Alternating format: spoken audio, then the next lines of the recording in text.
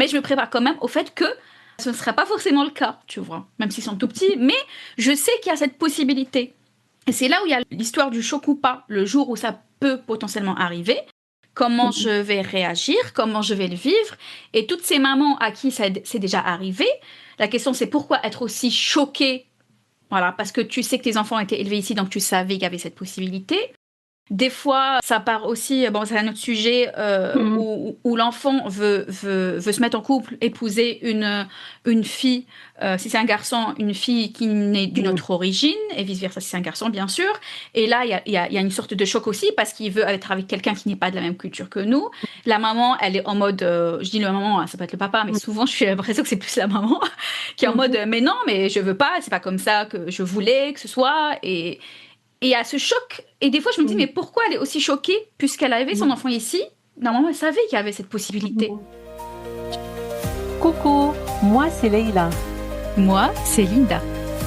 Vous êtes en train d'écouter le podcast Mères croisées. Ce podcast est né de ma rencontre avec Linda et avec beaucoup d'autres mamans d'ici et d'ailleurs. Des femmes venues d'horizons différents, avec leur culture d'origine, leurs histoires, leurs valeurs, leurs rêves et parfois même leurs blessures. Avec Leïla, nous sommes aussi deux mamans d'ici et d'ailleurs. Et nous avions envie de partager en toute sincérité nos histoires, qui résonnent avec les vôtres. Parce qu'on sait ce que signifie élever ses enfants loin de ses racines. Ici, nous faisons écho à la voix de ces mamans qui se croisent, se reconnaissent et se comprennent. Même si elles viennent de mondes différents, ces femmes partagent les mêmes défis. Les joies de la maternité, les doutes. Elles aspirent à s'enraciner ici, même si elles viennent d'ailleurs. On parlera de transmission, des réalités du quotidien et on s'interrogera sur la parentalité entre deux cultures. Sur ce qui crée des ponts entre ici et là-bas, entre héritage et nouveau départ. Ce podcast est pour celles qui se reconnaissent dans la complexité, la richesse et la beauté d'être parents d'ici et d'ailleurs. Avant de commencer, nous avons envie de vous dire... Vous n'êtes pas aussi seul que vous le pensez. Parce que oui, même à des milliers de kilomètres, nous sommes nombreuses à se poser les mêmes questions. Alors, sans plus attendre, on démarre. Bonjour Linda. Bonjour Leïla. Bonjour les mères croisées. Bonjour tout le monde, bonjour les mères croisées. Aujourd'hui, on va vous parler du choc des cultures dans l'éducation des enfants. Alors, avez-vous eu l'impression que vos enfants ou vous-même, vous vous êtes tiraillés entre l'éducation que vous avez envie de transmettre à vos enfants et puis les attentes sociales, les valeurs familiales. Donc aujourd'hui, on va parler de ça, de ce tiraillement, de ce sentiment prise au piège et de ne pas savoir vers quelle direction se tourner. Il y en a qui appellent ça le choc des cultures. Je pense que ça fait référence aussi au choc des civilisations. Mais on n'en est pas là. Non, on D'accord? n'en est pas là, je pense pas. Du tout. Mais justement, je pense que en tant que maman, en tant que parent, à un moment donné, de toute façon, et pas qu'un seul, hein, mais à un moment donné, on se rend compte et on se pose la question de ah, là, on est sur un entre-deux. J'ai choisi lequel on va faire comme ça se passe ici ou un peu comme je pense moi et comme j'ai été élevée, ma vision des choses. Et c'est là où la question se pose et on veut parler de ça. Mais là, tu vois, et là, le titre, c'est le choc. Ah oui. Le choc des deux cultures. Et justement, juste avant, je me disais, tiens, je demanderais bien à Leïla, qu'est-ce que ça t'évoque, toi, quand on parle de ça, de choc des cultures? Enfin, des Oui. parents, en tout cas, qui pourraient se dire, tiens, là, j'arrive en France, il y a le choc des cultures. Il y a des parents qui arrivent ici déjà avec des enfants. Il y a des parents qui arrivent sans enfants ici, enfin, en mode célibataire ou juste mariés en couple, mais sans enfants, et qui ont leurs enfants ici. Mais dans les deux cas, euh, voilà, il y a cette histoire de choc culturel. Vas-y, dis-moi ce que tu en Oui. penses, ta vision Et des moi, choses. je t'ai dit qui est choqué. Qui est choqué dans cette histoire? C'est pas les enfants qui sont choqués, n'est-ce pas? C'est les Non, je parents. pense Voilà. pas. Voilà, c'est Oui, les enfants sont chez eux ici, hein, donc il faut vraiment qu'on soit toutes, et tous d'accord sur cette évidence. Ici, les enfants sont chez eux. Ils sont nés ici, ils ont leurs références ici, ils ont grandi ici, ils ont leurs, amis ici, ils ont leurs repères ici. Donc qui est choqué? C'est le parent. le parent. Heu, Voilà. En fait, déjà, qu'on en prenne conscience, nous, mmh mh. quand il y a des choses qui pourraient nous choquer, bah, en fait, pour eux, c'est juste normal. Et je suis sûre que celles qui ont eu qui ont des enfants un peu grands, on va dire, avec lesquels elles vont avoir des réelles discussions par rapport à ce qui se passe à l'extérieur, je suis sûre que là, je te parle à toi. Mmh. C'est quand je dis à toi, c'est pas forcément Leïla, mais vraiment à la personne qui m'écoute. Rappelle-toi, un jour là, tu as parlé à ta fille ou ton fils, elle t'a raconté un truc, toi tu étais en mode choqué, et pour ta fille bah, ou ton fils, Mmh. bah, c'était normal. Enfin, l'histoire, bah, c'était un truc normal, quoi. Oui, et Leïla, ça t'est déjà arrivé, toi? ce qui est encore plus drôle, c'est que, Mhm. quand ton enfant s'exprime de la même manière, quand tu l'emmènes, au Maroc, en Algérie, enfin quand tu retournes chez toi et puis ton enfant est choqué de certaines, donc c'est assez intéressant de voir cet effet de miroir, de voir, qu'on ressent pas les choses, de la même manière, au même endroit. C'est intéressant de se rendre compte de cette dimension culturelle, géographique, que oui, même ton enfant peut être choqué par certaines, habitudes, traditions, qui sont chères à ton cœur, quoi. C'est des choses qui sont importantes pour toi et que parce qu'il a grandi ici, bah, ça le choque et donc forcément, le parent est un peu déçu. Il est un Donc peu dé finalement, ça va dans l'autre sens. mmh, L'enfant, il est choqué quand il va au pays d'origine. Pas de tout, hein, mais il y a des mmh, choses où il va se dire, mais non, c'est pas normal, ou non, pourquoi c'est comme ça Vas-y, bah, dis-moi. oui, mais voilà, c'est ça et puis c'est intéressant de voir la question de l'autre côté. Ça veut dire lorsque ton enfant est choqué d'un comportement, de certaines mœurs que voilà, qui sont importantes pour toi, qui t'ont structuré, que tu défends et que, beh, toi tu as ce sentiment de déception parce que tu as l'impression que l'enfant, s'éloigne de toi, enfin, il touche à quelque chose qui est très important pour toi, dans ta structure, dans qui tu es et tu es déçu, un peu triste et dis-toi que lui, il ressent la même chose, en fait. Mhm. Quand tu te mets à critiquer comme ça sans réserve, sans pincette, des choses qui sont importantes pour lui.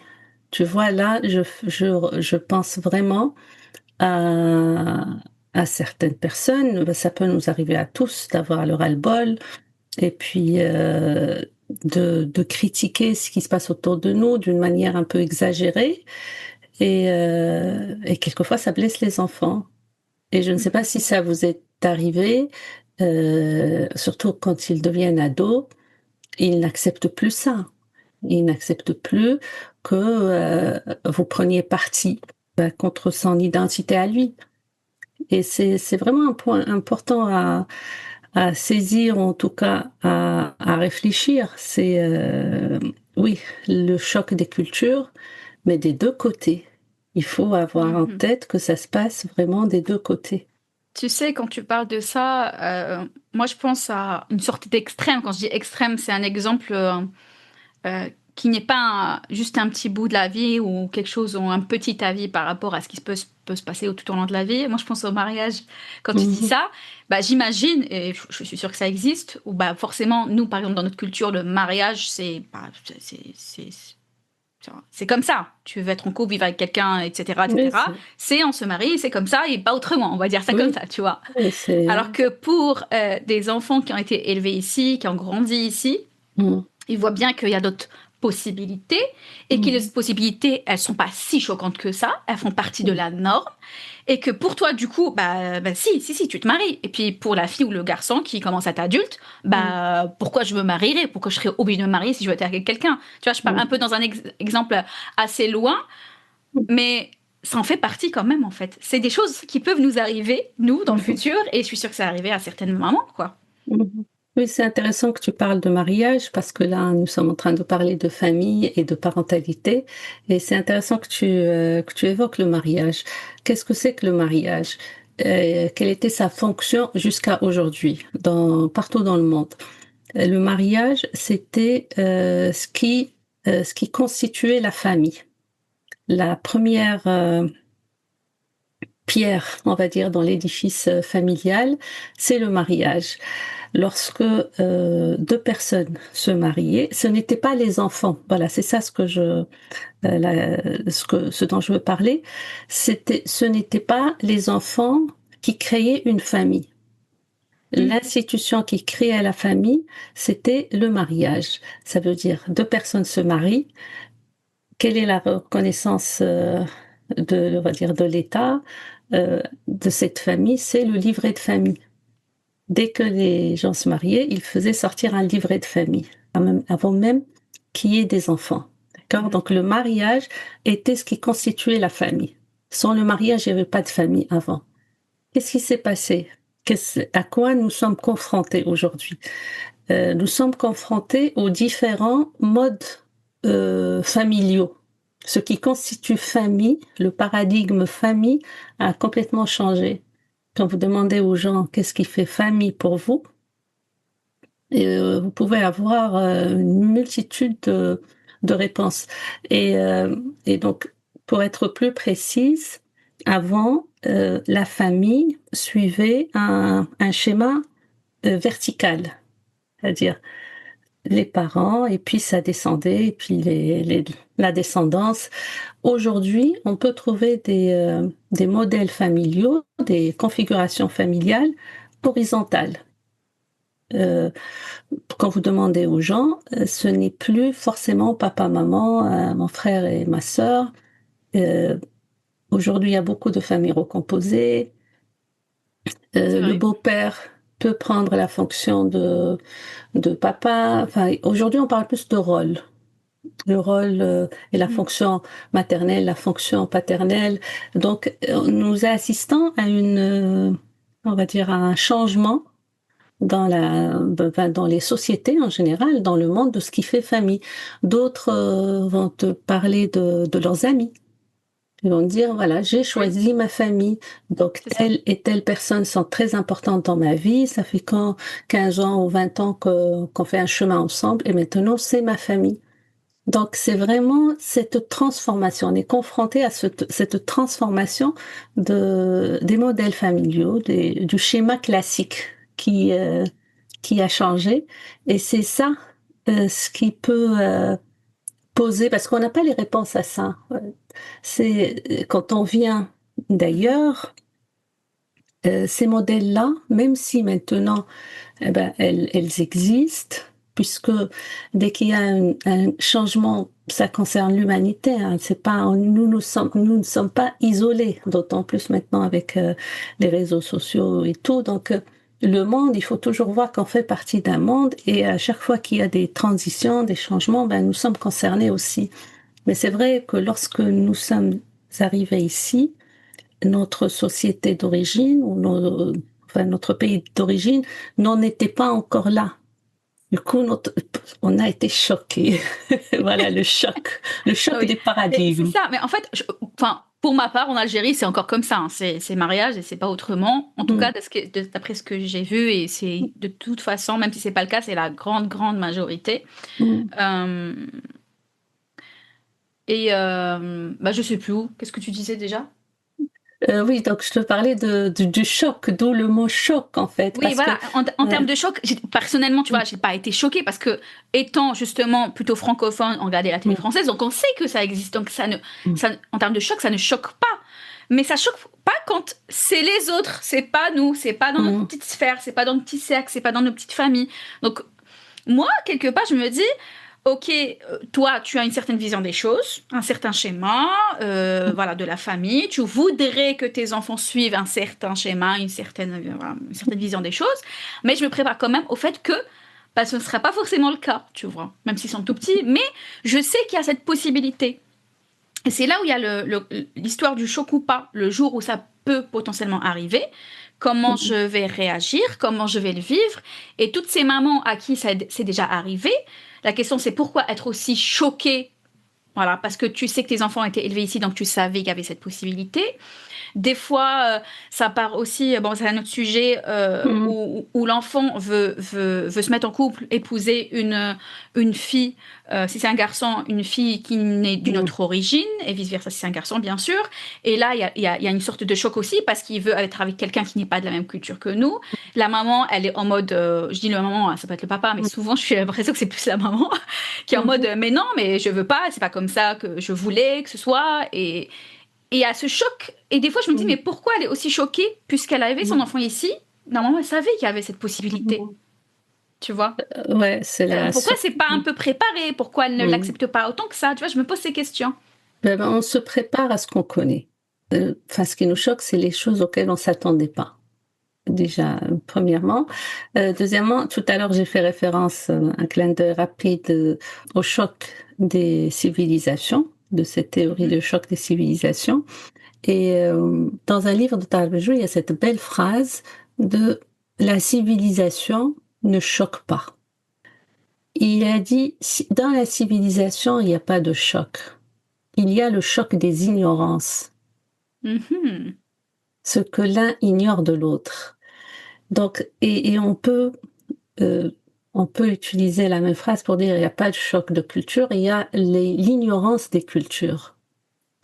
Et C'est vrai, hein. On se dit qu'on a peur des autres origines, des autres cultures. Ça parle aussi de racisme parce que justement, bah, ça arrive parce on ne connaît pas l'autre, on ne connaît pas Mhm, l'autre culture suffisamment. Du coup, on a une certaine vision de ce qu'on a pu voir, entendre vite fait, et du coup, bah, on se fait une mhm, image qui peut-être nous plaît pas et tout de suite on se dit non j'en veux pas, je veux pas les fréquenter, je veux pas être comme eux, mhm, je veux pas que ma fille mon fils se marie avec des gens comme ça, alors que finalement on parle d'une vision d'une catégorie de gens mhm. qui peut être complètement fausse, et en plus on parle d'une vision d'une catégorie et pas Puis d'une personne, pas d'une mhm. individualité, donc on juge déjà une personne par rapport Oui, à tout un groupe quoi. oui, on généralise. Ce dont tu parles, c'est la peur. Et souvent, Mhm. on a peur de ce qu'on ignore. En restant dans les histoires, et Oui. il y a voilà, une histoire qui m'est revenue sur les ignorances et sur. C'est un couple français qui m'a raconté cette histoire. Ils m'ont parlé de leurs voisins maghrébins.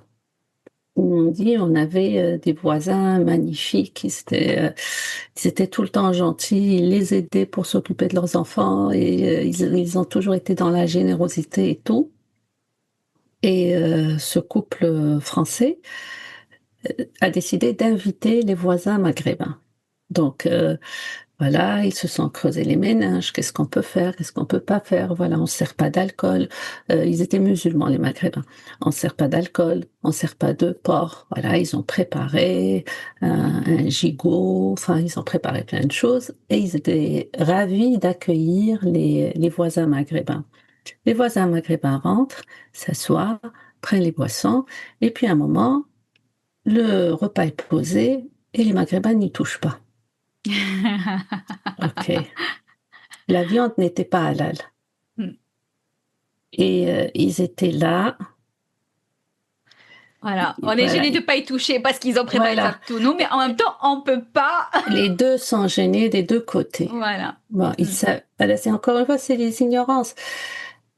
Heu, En même temps, c'est difficile de savoir qui mange quoi, parce qu'il y a pas un seul modèle de maghrébin. Tous les maghrébins ne mangent pas halal. Il y en a qui considèrent Mhm. ça que c'est juste une marque déposée, que c'est commercial et qu'à partir du moment où voilà, chacun a on va dire, a sa pratique, Mhm. a ses habitudes. Donc il n'y a pas de règle générale pour tous. Les bonnes Puis je intentions. rajouterais même que Mmh. tous les Maghrébins ne sont pas musulmans, hein. Et Nous, tous on les part du voilà, principe que c'est le cas, alors que, enfin, voilà. moi, je pars du principe que Mmh. c'est le cas, mais ça arrive souvent que ce soit pas le cas, surtout quand c'est Oui, une histoire justement de deuxième génération et des choses comme ça, ou hein. voilà, donc il n'y a pas de mode d'emploi. Donc voilà, on voit que là, il y a eu les bonnes intentions de la part et puis une situation de gêne où les 2 protagonistes étaient gênés, ils savaient pas quoi faire.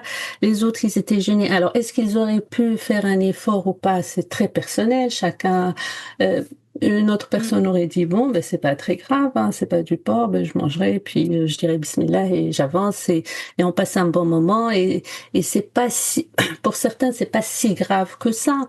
Pour d'autres, non, là, on touche à un pilier de ma religion. Voilà, pour certains, ça, c'est un pilier de ce qui les constitue de leur croyance. Pour d'autres, c'est un détail et qui privilégie d'autres, on va dire d'autres canaux pour s'approcher, pour se rapprocher, de Dieu, de la religion plus spirituelle. Donc, il n'y a pas de généralité. Et c'est pour Il y a une ça, histoire. voilà, c'est un leurre de croire qu'il y a un seul modèle que tout le monde suit. Je t'en Il y a une prie, histoire Lila. similaire qui m'est arrivée, hein, parce que Mhm, quand tu fréquentes, quand tu vois quand tu connais des personnes qui ne sont pas de la même culture que toi, bah mhm, justement, ils ne connaissent pas forcément bien ta culture. On pense croire qu'il y a les gens, si, ils connaissent les musulmans, ils savent comment ils vivent, ils savent comment ils sont, ils savent comment sont les Maghrébins, mais c'est pas forcément le cas. mhm, Parce que tu as la France, le Canada, enfin, tu veux dire, tu mhm, as des régions, tu as des petits patelins. Tout le monde n'a pas fréquenté des Maghrébins, faut le savoir, hein. Moi, mhm, j'en ai connu des personnes qui, non, n'ont pas connu de Maghrébins avant de me connaître, par exemple, des choses comme ça, hein. mhm, Ça paraît mhm, incroyable parce que dans les grandes villes, bah, ça paraît fou parce qu'il y en a plein, des Maghrébins, des gens d'autres pays, parce que mhm, va dans les classes, il y a plein d'enfants de différentes origines. Et là, donc, je sors voir une amie, c'était un anniversaire avec mon mari, on était invités, on y va. Donc, c'est une amie voilà, que moi, je connaissais pas, hein, c'est plus de son côté à lui. Enfin, je l'ai connue grâce à lui, du moins. Donc, je l'ai connue quand mhm, même avant l'anniversaire. On y va, c'était voilà, sympathique. Arrivé au moment du dîner, c'était de la paella. Moi, j'adore la paella, mhm, sauf que je sais pas si tu as remarqué, mais en France, j'ai jamais vu une paella sans porc. J'ai mhm, l'impression que ça n'existe pas. Ok, sauf que dans le repas même, hein, le dîner, c'était que de la paella. Et donc, il y a du chorizo dans la paella, c'est du porc. Ils étaient en mode, mais regarde l'ignorance, c'était drôle. mhm, D'un côté, c'est drôle, mais d'un côté, j'étais frustrée, quoi. Parce qu'il y mhm, avait que ça, en fait. mhm, Bah, tu pousses le chorizo et tu manges le reste. mhm, C'était pas, enfin, c'était pas la seule, hein, même les personnes avec lesquelles on était assis, enfin, m'ont dit ça, mais tu pousses juste le chorizo et tu manges le reste. Bah, en mhm, fait, non, ça a cuit en même temps, donc c'est imprégné du porc, de la sauce. Enfin, en fait, quand on est musulmane, qu'on mange pas de porc, ça paraît évident, tu vois. Genre, je vais pas manger un plat qui a été cuisiné avec du porc, même si je pousse le porc, tu vois. mhm, Alors que pour elle, bah, c'est pas grave, tu pousses juste. Non, en fait, c'est pas possible. Et donc, forcément, elle était gênée parce qu'il y avait pas autre chose. C'est la vie, c'est comme ça, hein. J'ai mangé des coquillettes. mhm. Ça m'a déprimé, la vérité. Ouais. Donc je pense Mais qu'on a, ouais. donc là, il y a des petits chocs de culture, mais entre grands, entre adultes. Mais si Mhm, c'était, si on avait des enfants, que c'était nos enfants, je suppose que leurs enfants auraient su cette histoire. mhm, Et nos enfants aussi, parce que déjà dans les nouvelles générations, ils sont un peu plus mélangés que, bah, plus on va loin en arrière, mhm. plus il y a d'ignorance dans ces sujets-là, tu vois. Oui, ça m'a fait penser à l'enfant qui disait à sa mère, mais il touche un maghrébin, enfin d'origine Ouais. maghrébine, qui était parti au pays et qui disait à sa mère, mais il touche la nourriture avec les doigts. Ah, mais il va se servir avec les doigts. Il était choqué, le gamin. Ouais. Ou bien, ton enfant qui te sort, ma tante est rentrée dans ma chambre sans frapper. Tu vois? Donc bien sûr, il y a des chocs Oui. d'éducation aussi parce que, ben, voilà, chez toi, tu as fait, tu as suivi un tel modèle, donc dans ses habitudes, on va dire, de tous les jours ou dans l'organisation familiale, ben, il a son espace, Mhm. à lui et personne ne rentre dans cet espace sans demander la permission. Donc, il pourrait te dire, par exemple, cette remarque, hein, telle, alors que on sait que nous, de toute façon, comme on a grandi, les parents ne demandent pas forcément, ne trappent pas à la porte, ils vont peut-être t'appeler. Il y en a qui vont ouvrir tout simplement et rentrer sans même t'appeler parce que c'est comme ça, il n'y a pas il n'y a pas ces frontières-là. Et, euh, et d'autres vont peut-être t'appeler, mais cette attitude qu'un adulte tape à la porte d'un enfant avant de rentrer, c'est pas commun. Non. C'est pas commun chez nous, voilà. Ouais. Du coup, on parle finalement quelque part d'éducation, de type Mmh mh. d'éducation qu'on choisit et de valeurs j'aimerais bien qu'on reparle finalement de valeurs. Donc, nous, en tant que parents, on Mhm. transmet des valeurs qui viennent de notre pays d'origine, de notre Mhm. propre éducation. On transmet aussi des valeurs, notre propre valeurs. Mais finalement,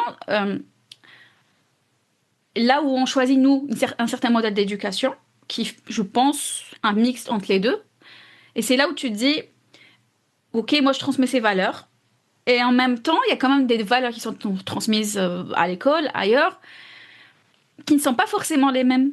Et du coup, Mhm. bah, l'enfant, il doit jongler un peu entre les deux, ou choisir une des deux. Enfin, je dis pas que Mhm. c'est incompatible, hein. Souvent, ça ne l'est pas. Mais ça peut ne pas l'être dans les histoires. Tu sais, il y a des histoires, voilà, voilà, ils apprennent l'individualité, le respect des individualités, le fait qu'on a des droits. Et c'est pas forcément le cas dans toutes les familles, tu vois, ces Mhm. histoires-là. Il n'y a pas d'histoire d'individualité, du respect de l'enfant en tant qu'individu, Mhm. du fait que si tu as tes droits, tu peux exprimer tes droits, tu vois. Je le sais, c'est pas le cas Mhm. dans toutes les familles. Mhm. Donc, voilà, Ouais. Je voudrais- dis-moi ce que tu en penses là. Oui, non, je voudrais revenir sur le Oui. choc. Le choc, Mhm. quand on entend les mamans qui sont choquées et qui se plaignent de ce choc des cultures, souvent le choc, c'est la manifestation de, de la frustration, maman ou papa, que l'enfant n'a pas obéi. En fait, on parle d'obéissance dans cette histoire-là. Et c'est là où je reviens à l'ignorance. Parce que comment sortir de tout ça pour qu'on arrive en tant qu'adulte à amener l'enfant à coopérer? Parce que l'obéissance, aujourd'hui, qu'est-ce qui a remplacé? Quel nouveau paradigme a remplacé l'obéissance? Surtout dans cette histoire de double culture, c'est la coopération. Comment amener l'enfant à coopérer pour ne pas être obligé de choisir entre l'un et l'autre. Et la même chose pour les parents. Donc on parle de coopération. Donc l'objectif n'est plus que l'enfant obéisse. L'objectif, c'est que l'enfant coopère. Et pour qu'il coopère, c'est en expliquant, ne plus être dans l'ignorance. On prend un exemple tout simple, euh, mode vestimentaire. Nous avons tous dans nos familles certains membres de la famille ou certaines petites familles qui sont très conservatrices et donc qui pourraient être choqués par un certain Mhm. style de vestimentaire.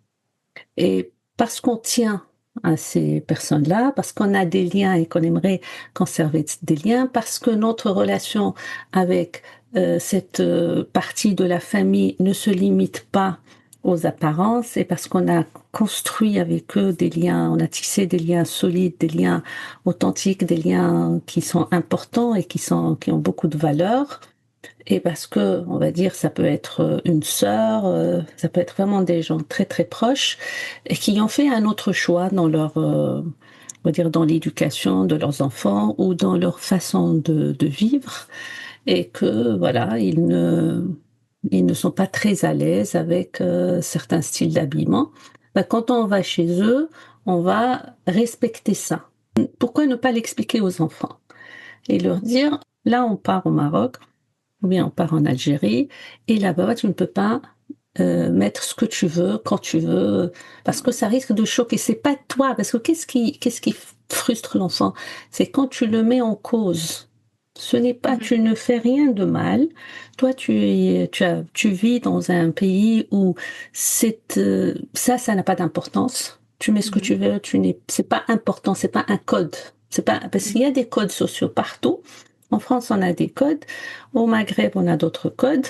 Et il faut juste expliquer à l'enfant que c'est pas lui l'erreur, mais lui fait l'effort de respecter le code dans tel endroit. Et vraiment, c'est ça, c'est sortir de l'ignorance et Mhm. amener l'enfant à coopérer de façon. Et souvent, les enfants suivent. Quand ils sont pas mis en cause, ils sont plus sur la défensive. Bien au Mhm. contraire, Je ils pense que aiment oui, être mais alliés.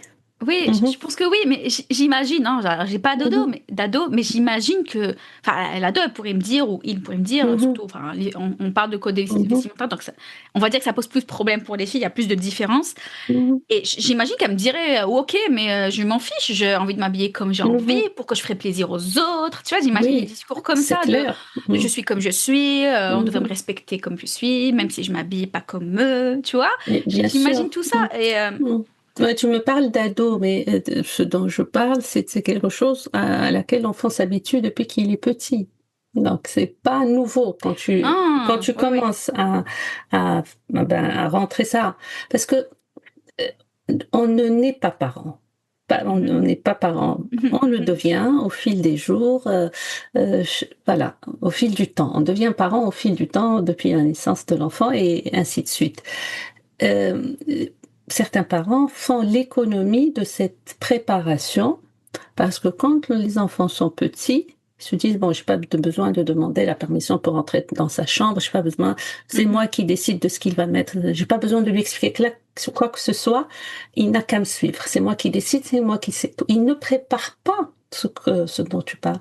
Mais si l'enfant est habitué depuis qu'il est petit à être respecté dans son intégrité, à que son avis soit respecté, à ce que, enfin, en tout cas, à ce que son avis soit respecté dans les décisions qui le Qui me concernent. concerne. Mhm. Donc ça devient juste un mindset, ça devient juste une façon ça devient une habitude, ça ne choque pas. Mais si l'enfant est opprimé pendant toute l'enfance et qu'il ne fait qu'obéir, bien sûr qu'il va se rebeller contre tout, pas Et qui juste va pas contre coopérer coopérer. plus Il y aura tard, pas, quoi. voilà. Donc Mhm. gardez en tête que l'objectif c'est le long terme. L'objectif, c'est Mhm. la coopération, c'est pas l'obéissance, parce que justement, l'obéissance s'arrête à l'adolescence. Justement, je pense que tu as répondu à la question que j'allais te poser, que j'allais te Mhm, dire. Tout à l'heure, tu as parlé justement de coopération, mhm. hein, mais j'allais te dire, je suis sûre que là, il y a des mamans qui écoutent et qui disent, mais je m'en fiche, moi, je veux qu'ils m'obéissent et puis c'est tout. Ok, Tu très vois. bien. Ok, jusqu'à l'adolescence. Et là, mais c'est naturel. L'enfant a besoin de s'affirmer à cet âge-là parce que c'est ça ce qui va l'aider à grandir et avoir sa propre personnalité. Et il a besoin de s'attaquer à tout ça pour pouvoir s'affirmer. Donc, plus il y a de l'oppression, ben, plus on va dire, l'explosion va. Et tant mieux, tant mieux. Vraiment, moi je dis. Je préfère l'explosion à l'implosion. Mhm. Parce que voilà, s'il garde tout en fuit en lui, s'il n'a pas cet espace pour s'exprimer, pour sortir tout ça, pour plus tard entrer dans l'âge adulte apaisé, c'est pas bon. Ouais, je fais une parenthèse à toutes Mhm, ces copines, ces mamans qui m'ont dit, ouais, mais nous, on nous a fait ça, on nous a dit ça, bah, on va bien, ça va. Genre, par exemple, hein, ouais, bah, mhm, nous, on s'est fait taper, bah, tout va bien, il nous est rien arrivé, tu vois. Bah, en fait, si, tu vois pas que les gens, ils vont pas bien. Tu vois pas qu'il y a plein de gens qui font des dépressions, qui ont de l'anxiété, qui font des angoisses, qui vont mhm, pas bien pour plein de raisons, de différentes manières. Je veux pas accuser les parents, mais mhm. c'est dû aussi à plein de choses comme ça qui se sont passées pendant l'enfance, parce que Oui. tu as pas pu t'exprimer, parce qu'on te disait tais-toi, parce qu'on te disait c'est moi qui décide, c'est comme ça et pas autrement, que même en grandissant, t'as pas laissé t'exprimer, faire ce que tu voulais, parce que des fois, enfin l'enfant, l'ado, jeune adulte, il veut faire juste des trucs un peu normaux, mais le parent ne veut pas parce qu'il veut que ce soit comme ça et pas autrement, et tout ça, ça crée des choses à la fin quand on grandit, même adulte. Oui, oui, c'est ce qu'on dit. Ce qui ne s'exprime pas s'imprime. C'est Mm. exactement ça. S'imprime dans le corps, s'imprime dans le psychisme, s'imprime dans les comportements.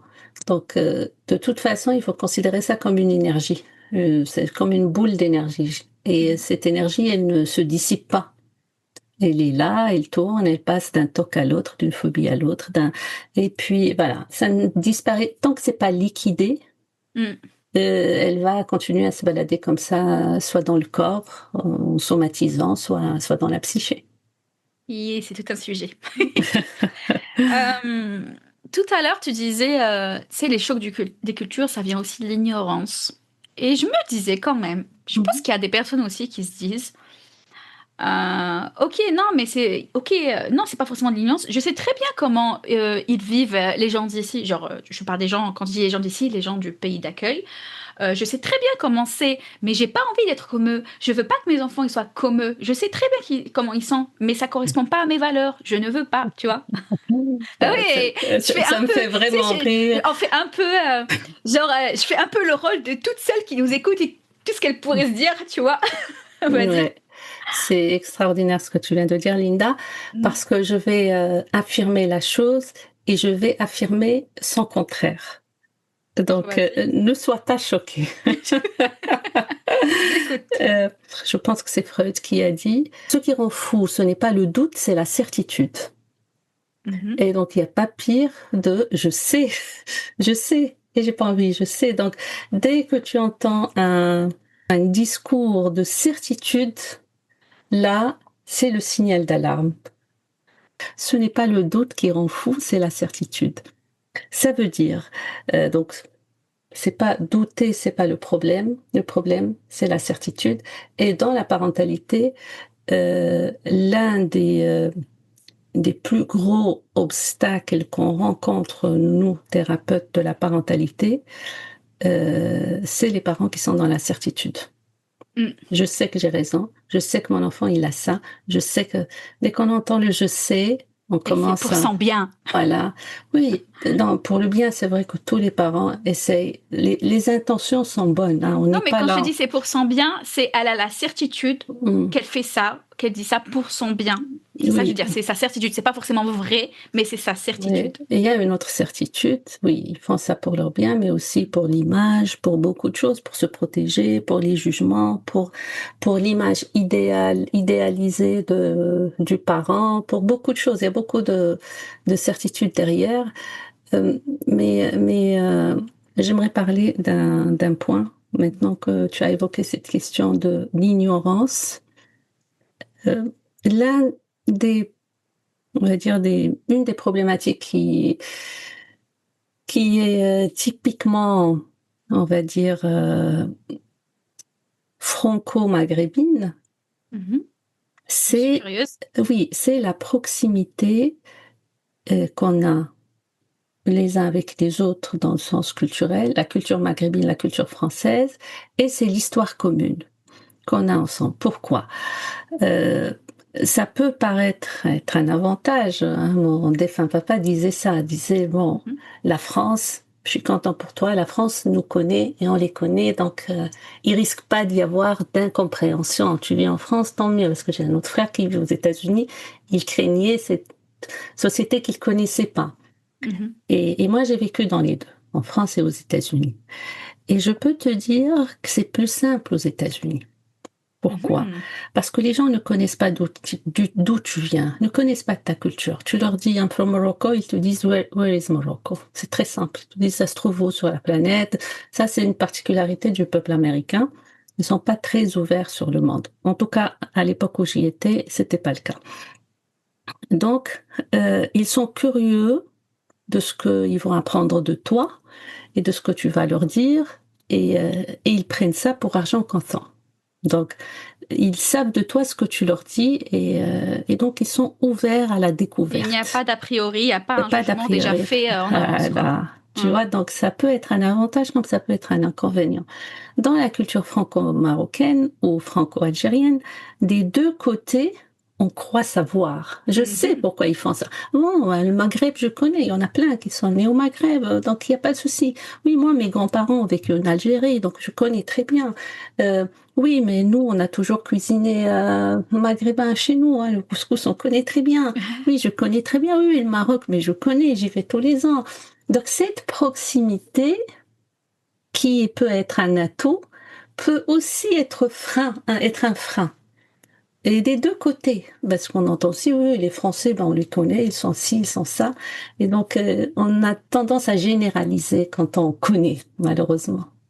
Mhm. Complètement. Alors, je t'ai posé une question tout à l'heure et je sais même pas si on a répondu à cette question. Mhm. Est-ce que tu t'en rappelles, toi? Parce que tu m'as De dit, la attends, je veux question. reparler des chocs des cultures. Tu te rappelles? Non, non. Je t'ai parlé de quelque chose et tu m'as dit, les chocs de culture. Oui, c'était ça. Je pense que c'était ça. Je t'ai dit, les mamans là qui se disent, mais je sais comment ils sont, mais moi je veux être, je, Mhm. je les connais, mais je veux pas être comme eux. Oui, Je veux que ce soit donc la complètement. Donc je pense que certitude. tu Mhm. as répondu à ça. Oui, Et tu m'as dit après, je se vais dire méfier des certitudes. quelque chose et son contraire. Est-ce que tu as dit les deux? Oui, Je me oui, suis je pas t'ai rendu dit. compte. Oui, oui. Non, c'est parce que je t'ai dit Hmm, l'ignorance et la certitude, c'est ça. d'accord. Tout à l'heure, je t'ai dit l'origine du problème, c'est l'ignorance. Et après, Et en j'ai même dit temps, l'origine du voilà. problème, c'est la certitude. Mais c'est vrai Ok. que l'ignorance et la certitude ne sont pas opposés. L'opposé de l'ignorance, c'est pas la certitude. Ouais. Très bien.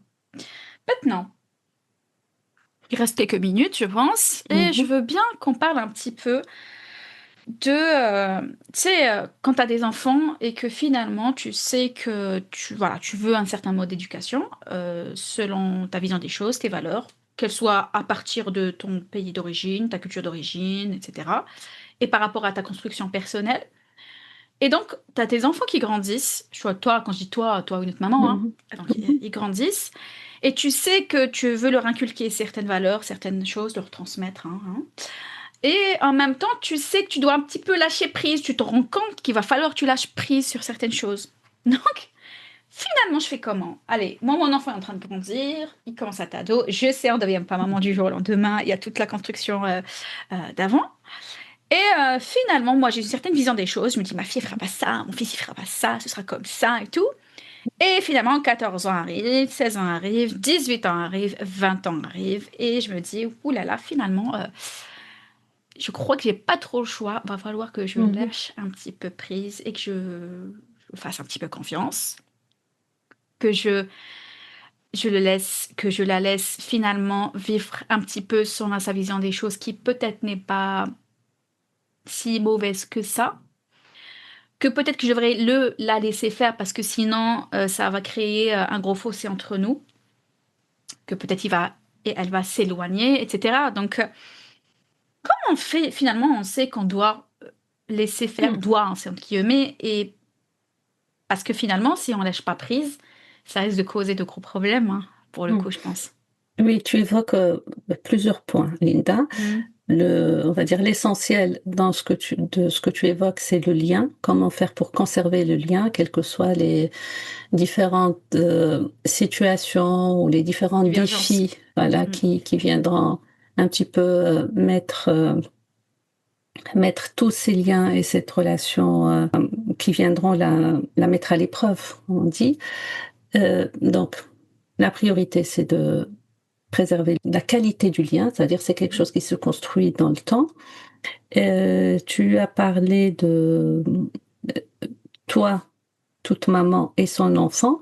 Ce que j'entends dans une maman, un enfant, ou une dualité, il faut sortir d'un rapport de dualité, ça c'est important, et d'être conscient. En tout cas, euh, les parents finissent par apprendre ça, quelquefois à leurs dépens. Attends, c'est quoi ça quand tu parles de rapport de dualité là? C'est trop Mhm. complexe pour moi. D'accord.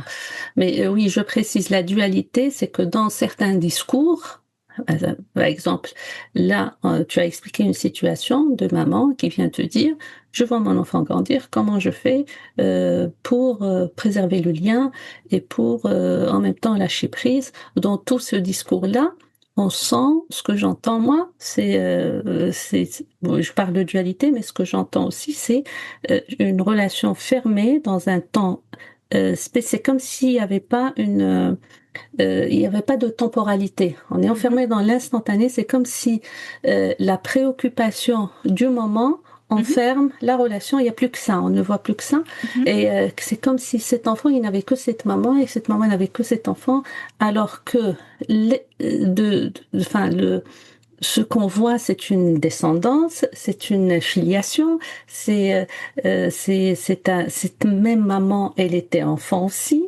et cette même maman, et c'est pas une copie conforme de ses parents, et cette même maman ou ce même papa, il n'a pas répondu à toutes les attentes mhm. de ses parents, et que c'est ça la règle du jeu. Et la règle du jeu, c'est que ton enfant ne t'appartient pas et que là, les parents qui disent ça, c'est les premiers qui revendiquent qu'eux-mêmes, ils n'appartiennent pas à leurs parents, mais ils sont enfermés dans cette idée de c'est moi qui va contrôler le devenir de mon enfant et ça, c'est juste pas possible. C'est juste pas possible, quelle que soit notre culture et quel Oui. que soit l'environnement. Ça, c'est Donc, universel. Je pense qu'on peut être d'accord. voilà, c'est universel. La règle universelle, c'est ton enfant ne t'appartient pas. C'est très Mhm. simple. Où que tu sois, quelles que soient les configurations possibles autour de toi, tu vois que à un moment donné, et les enfants ben, font leur chemin seuls, sans la présence de leurs parents, font leurs expériences seuls, sans la présence de leurs parents, apprennent de la vie seuls, sans la présence de leurs parents. Et le plus important, c'est justement garder le lien. Ce que tu as dit, préserver le lien. Préserver le lien, ça veut dire respecter le cours normal de l'évolution d'un enfant et ne pas enfermer la relation dans l'instantané. C'est comme si la relation, c'est pour ça que j'ai parlé de dualité, la relation n'a que ce moment-là, se Ouais, limite dans en ce fait, moment. Mhm, c'est ça, parce que vraiment, moi, la vision que j'avais, c'était là, tout de suite, on a ce problème et ça bouffe toute la vie. Il n'y a que ça qui mhm, compte. mhm, Comment je vais faire? Parce que là, ça va pas du tout. Il mhm, fait, euh, il fait enfin, quelque chose que je mhm, veux pas, j'ai mhm, pas envie mhm. et ça me bouffe la vie, ça me Ouais, bousille la vie, ça ouais. me pourrit la vie. Tu vois, c'est Ouais, un peu comme ça que, introduire, ouais, c'est comme ça que introduire, j'imagine le c'est truc. ça. On est comme dans cette bulle, comme s'il y avait rien d'autre dans la Mmh. vie. Il y Ouais, a ni passé, ni futur, ni voilà, environnement extérieur. Il y a que ça, tu vois. ouais, Mais je dis parce que je voilà, sais c'est ça. que certaines le vivent un peu comme Bien ça à sûr. certains moments où il y a que ça, quoi. Il y a que ça qui compte et comme si toute la vie va dépendre que de ça, en fait. Heu, Ça, c'est le piège de la parentalité. Mm. Le piège de la parentalité. Pourquoi je dis le piège? Parce que l'enfant nous enferme dans l'instantané. Qui c'est qui nous rend les parents comme ça? Ce qui rend les parents, c'est ce que l'enfant n'a pas de perspective.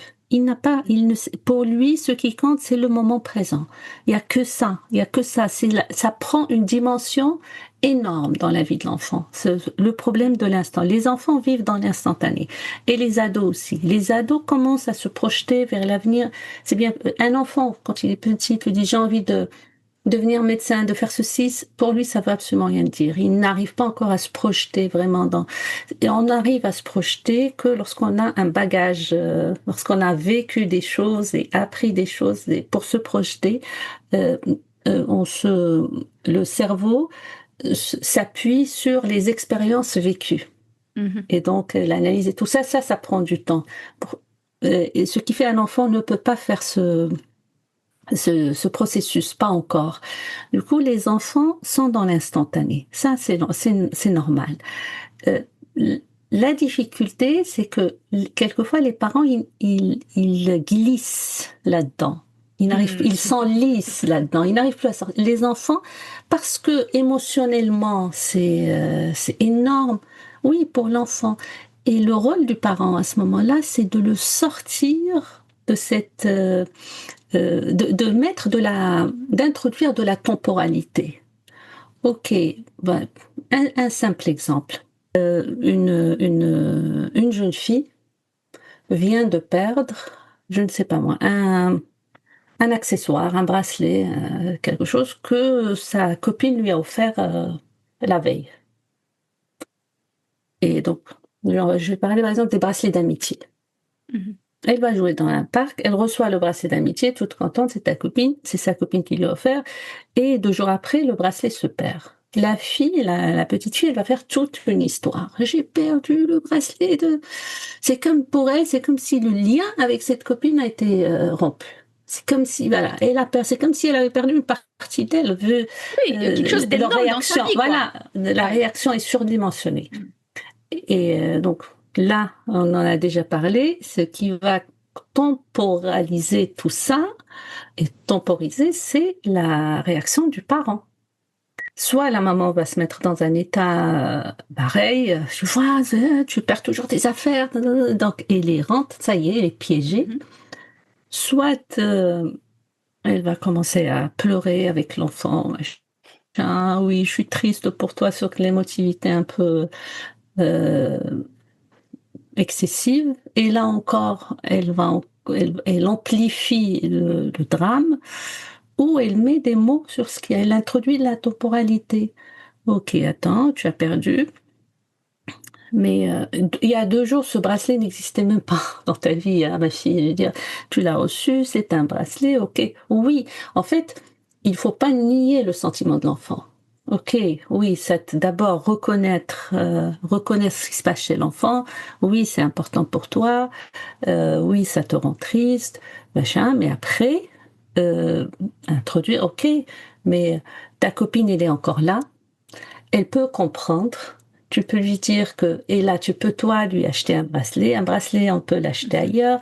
Et puis, attends, quand c'est l'enfant, on fait tout un numéro. Ok, dans ta tête, toi, en tant que parent, tu te dis, mais bon, la vie ne peut pas s'arrêter à cet incident ou cet événement. Mais voilà, le parent, on va dire, introduit la temporalité, temporise et amène l'enfant à avoir plus de perspective, d'ouverture, sort l'enfant de l'enfermement. Mhm.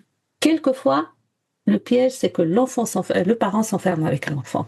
C'est ça le piège dont je parlais. Franchement, un très bon conseil à appliquer pour plein De enfin, dans le situation. quotidien, enfin voilà, de plein de Mm, situations dans le quotidien finalement.